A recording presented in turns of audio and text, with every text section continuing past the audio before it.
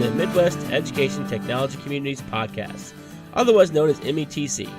METC is a nonprofit organization based out of St. Louis, Missouri, with a mission to motivate, engage, transform, and connect all learners to advocacy, partnerships, and professional learning opportunities. METC is a premier affiliate of ISTE. To learn more about METC, follow us on social media at METC Ed Plus. You may also check out our website at metcedplus.org. METC is a program of Education Plus. To learn more about Education Plus, go to edplus.org. It is now time to begin our current episode. We thank you for listening and enjoy the learning.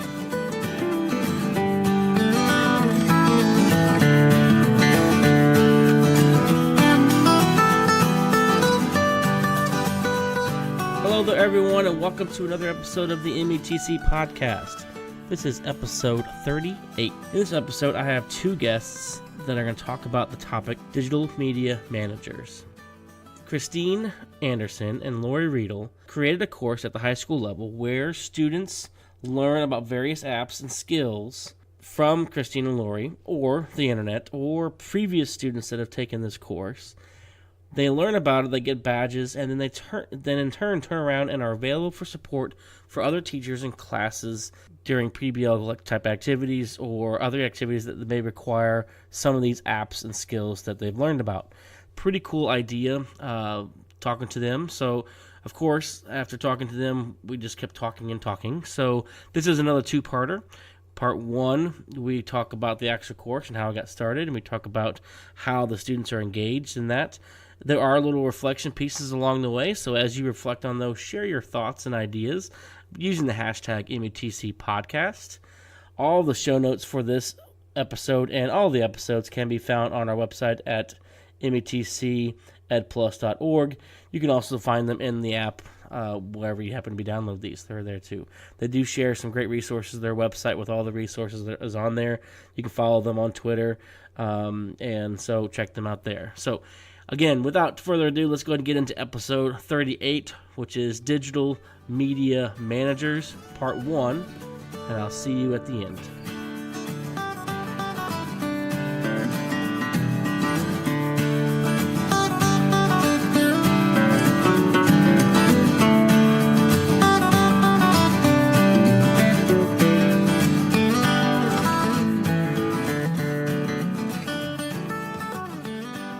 Hello, everyone. Welcome to another episode of the METC podcast. I have not just one, but two special guests for this episode. I have Christine Anderson and Lori Riedel from the Liberty Public School. And I'm assuming I said your name right? It's Riedel. Riedel, thank you. Sorry. I had a Riedel in my class, a student, and so that's why I said that name, so I apologize. Riedel. It's okay. So I have these two wonderful ladies joining me today, and they're going to talk about digital media managers.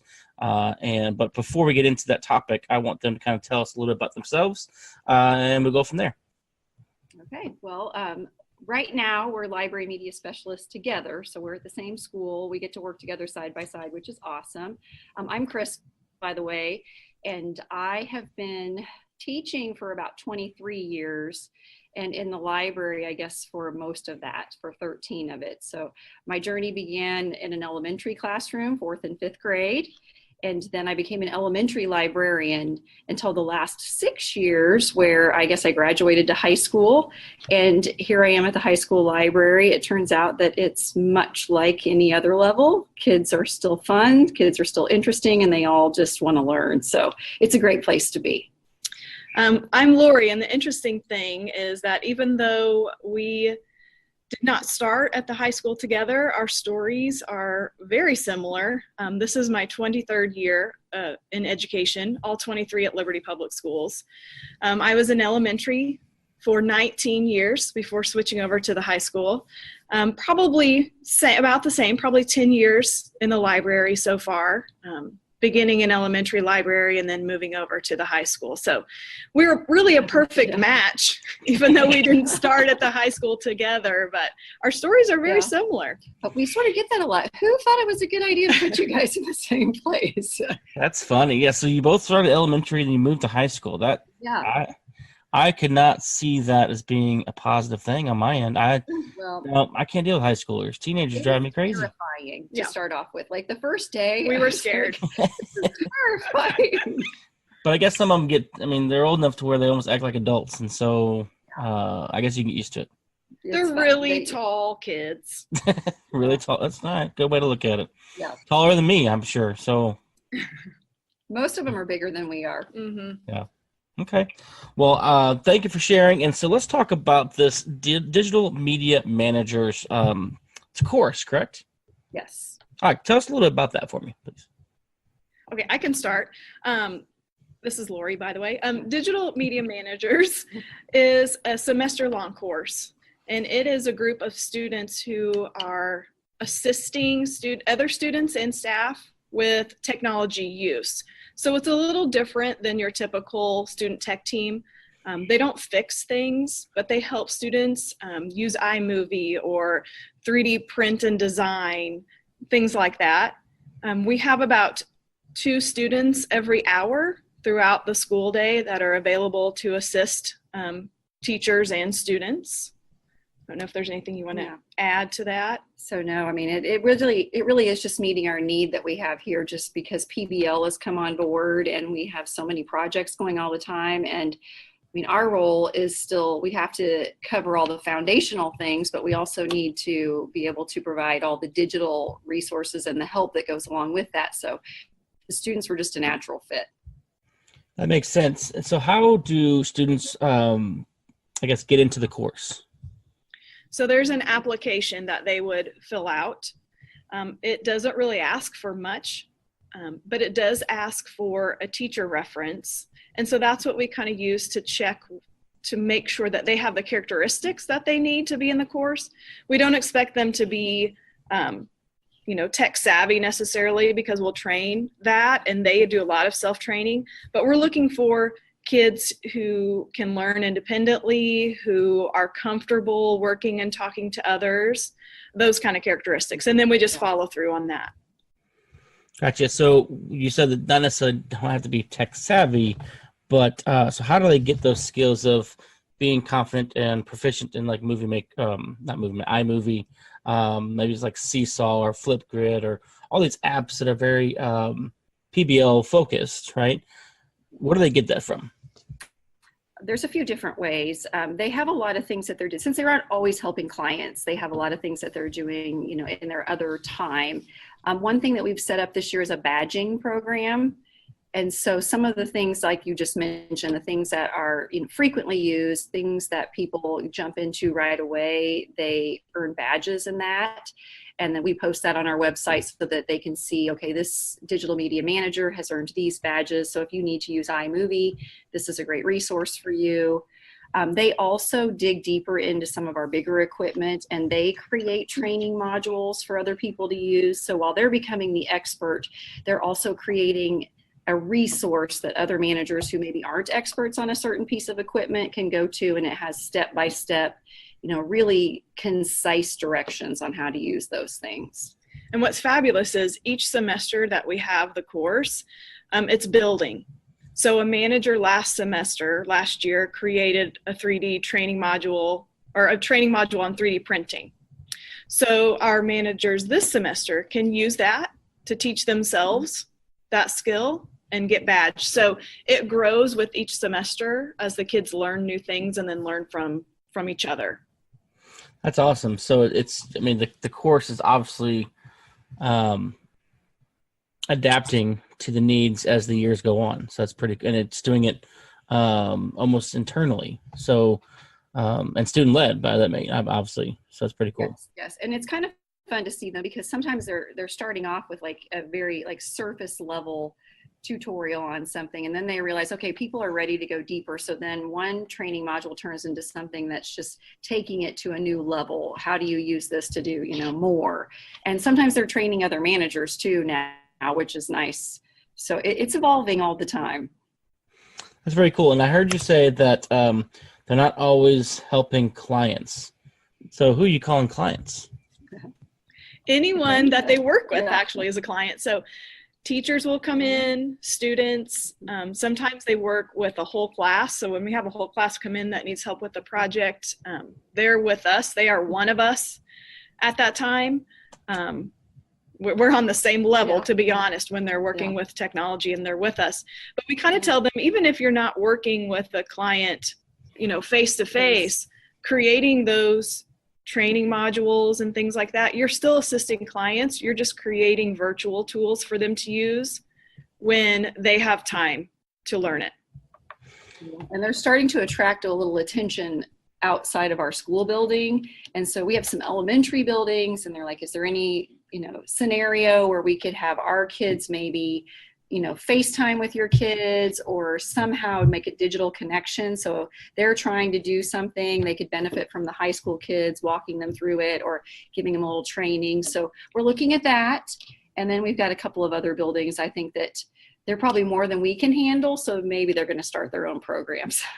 That's pretty awesome. So you get them started really early, thinking almost from a business standpoint, right? I mean, you call them clients, you focus on customer service and building content. And so you're really helping prepare them for the future, literally. We try to make it as real as an experience as we possibly can. So, and that kind of leads into the kids always ask, well, how do you get a grade in this class anyway? And their scores truly, they are real. They have performance reviews, just like we are observed by our principal, and we have our reviews. When they're working with a client, we will give them a score based on a performance review. So things like that, we try to make it as applicable as possible to the real world. So yeah, and we talked about training, like the training on tech skills, but at the beginning, we also train them on customer service skills. So we've invited in some people, like our building receptionist. We've invited in some of our technology, like troubleshooting people. We just have them talk to the kids about, how do you identify what people need? How do you work with clients who are getting frustrated?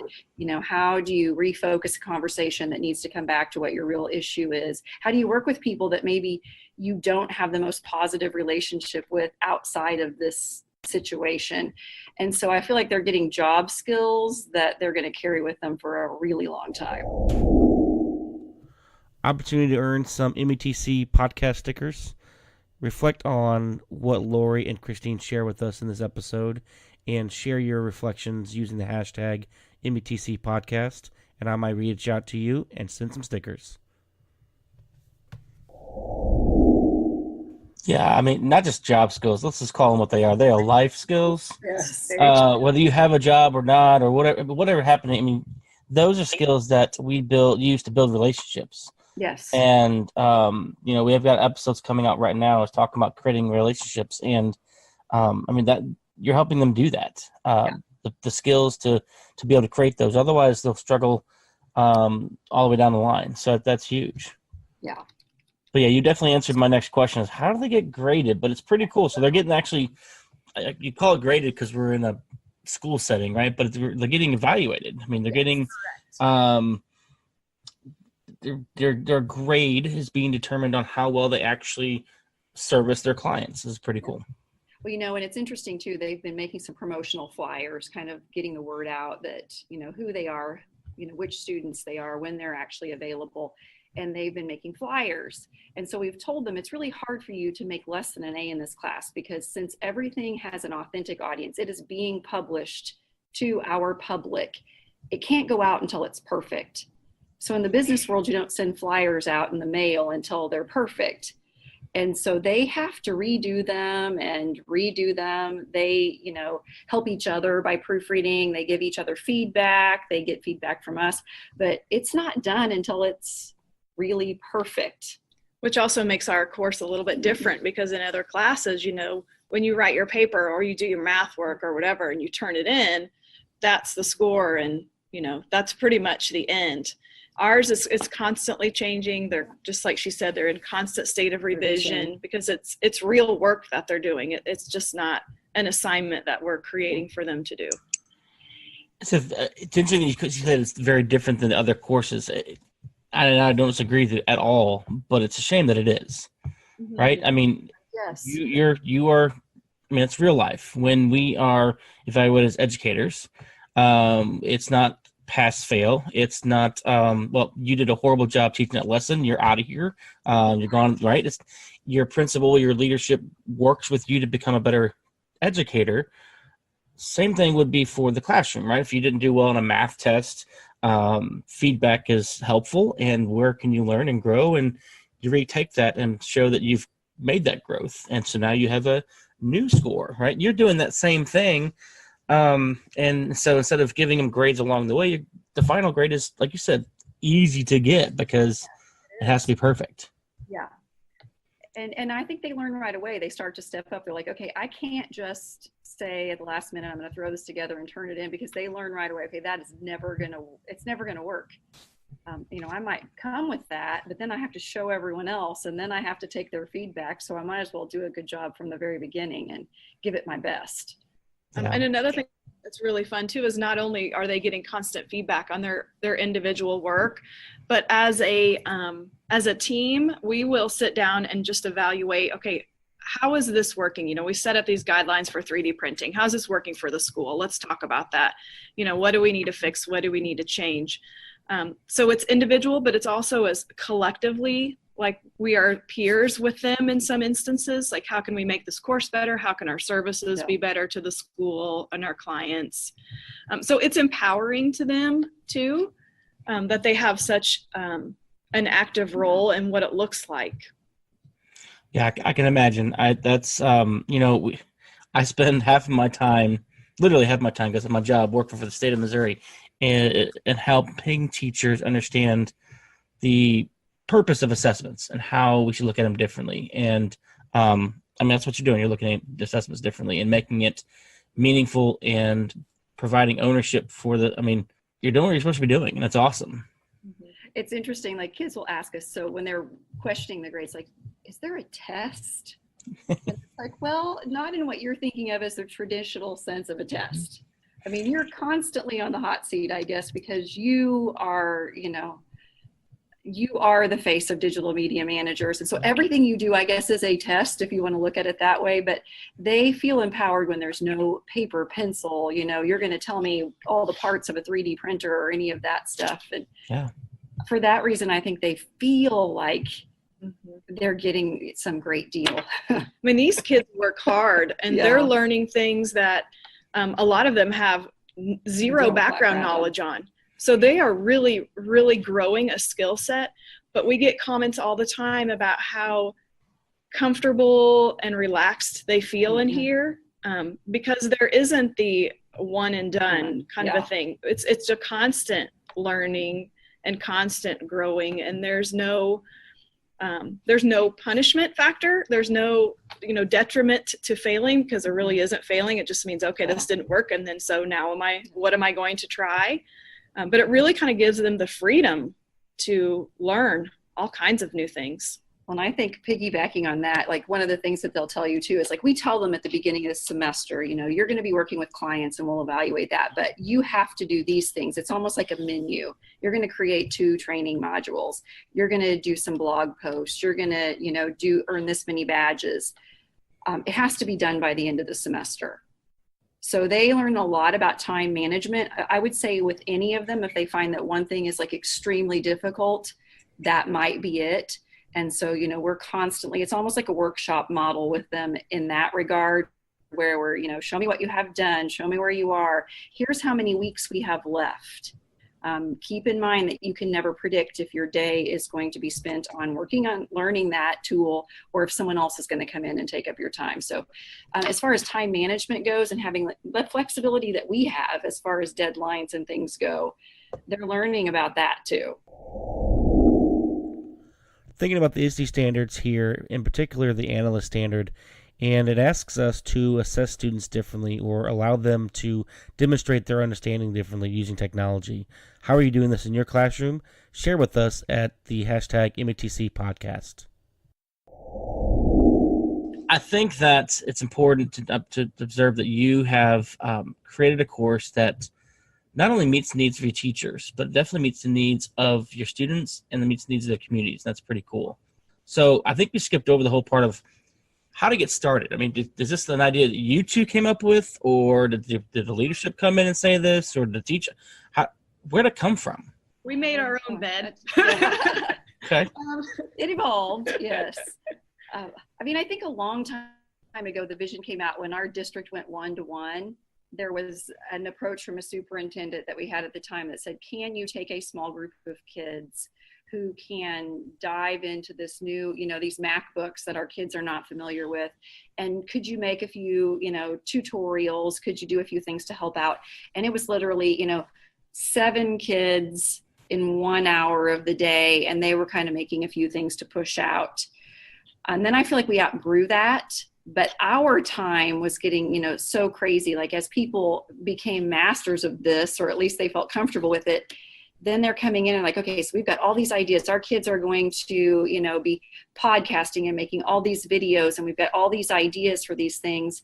And we're like, fantastic. We also developed some studios in our library. So we've got an audio studio, we have a video studio, we have a design studio that has all the prototyping things. So we kind of outgrew ourselves, and we're like, okay, there's only 2 of us and people want the work of 10 of us.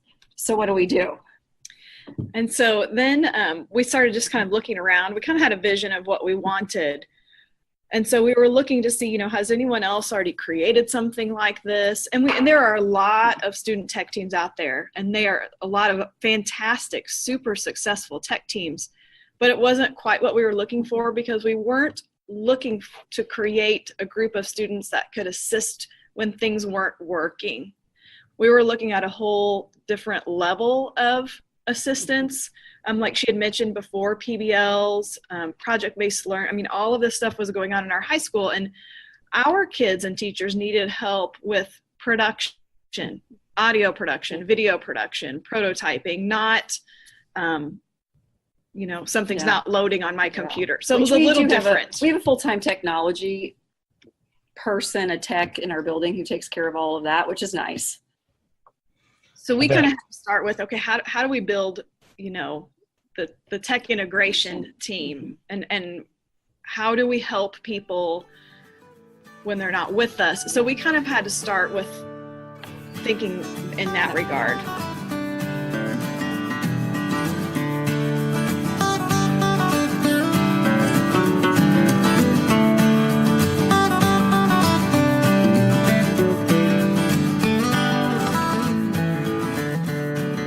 All right, that concludes episode 38 of the METC podcast. However, it does not conclude the conversation I had with Christine and Lori.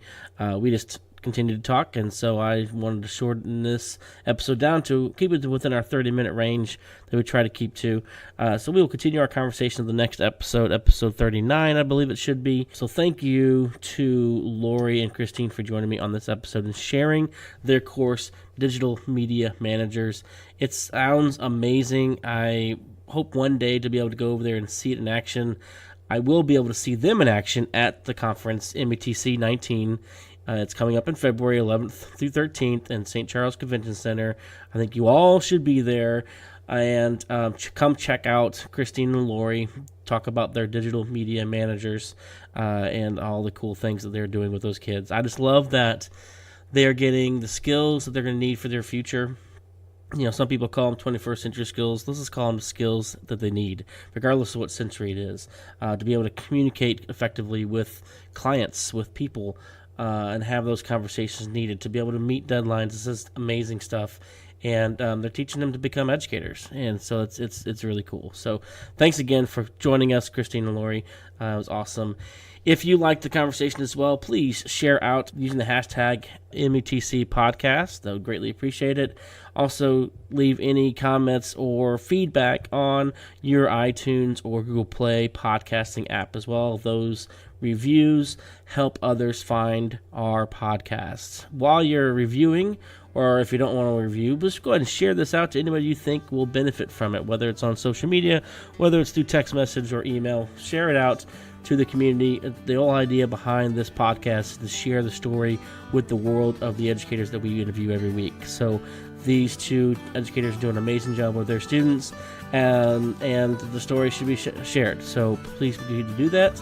and I greatly appreciate it. So until we get to the next part of this conversation with Christine and Lori, have a good one, everyone.